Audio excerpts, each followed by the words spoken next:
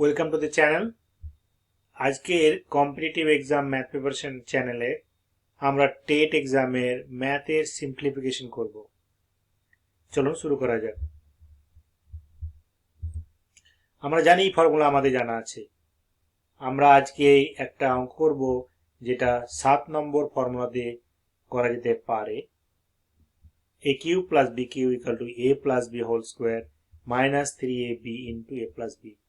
আপনারা যদি আগের চ্যানেলটা দেখে থাকেন তা আমি ডিসক্রাইব করেছিলাম যে কিভাবে এক্সামিনাররা পেপার সেট করে, এবং আপনাদের বলেছিলাম যে আপনারা ভাবুন যে আপনাকে যাতে পেপার সেট করতে হয় তাহলে আপনি কিভাবে পেপার সেট করবেন। ঠিক আছে? আচ্ছা, এই ফর্মুলা থেকে আপনি একটি ইনোভেটিভ হন। এবং আমি বললাম আপনাদের এইটা আপনাদের পরীক্ষাতে টেট পরীক্ষাতে পড়েছে, এটা আমি বিস্তারিত আলোচনা করেছি, তবুও আপনাদের একটা এক্সাম্পল নিয়ে এখানে হাজির করেছি যে এই কোশ্চেনে যদি এইটা সিম্পলিফাই করতে হয় তাহলে আমি এটা কি করব।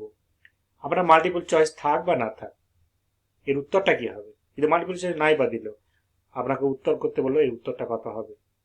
ঠিক আছে, তাহলে কি হবে উত্তরটা। আমি কিভাবে শুরু করব, যখনই আমরা জানি আমাদের কোনো রিপিটিশন থাকে তখন আমরা সেটাকে এ আর বি ধরে নেবো। তা আমি এখানে ছোট্ট করে দেখাচ্ছি পরীক্ষার খাতায় আপনি কিভাবে করবেন।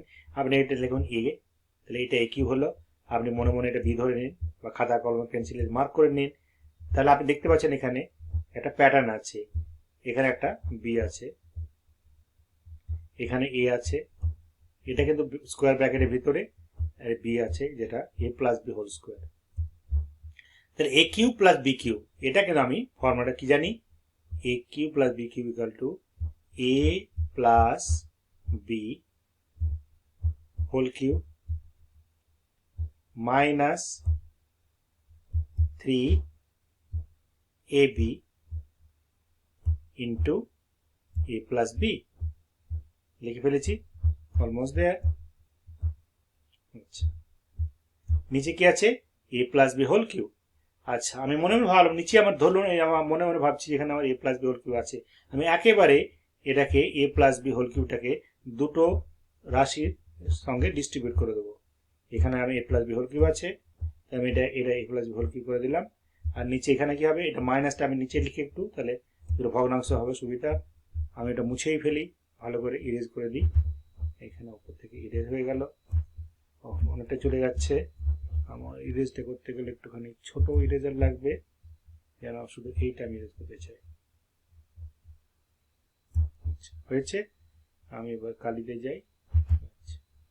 তাহলে এটা সমান আছে, নিচে কি আছে আমার A plus B whole, oh sorry এটা তো মাইনাস ছিল, A cube minus A plus B whole cube equal to, হ্যাঁ মাইনাস ছিল, minus 3ab into A plus B. আর নিচে কি থাকবে, A plus B whole cube. দুটোকে আমি আলাদাভাবে A plus B power cube দিয়ে ভাগ করে দিলাম।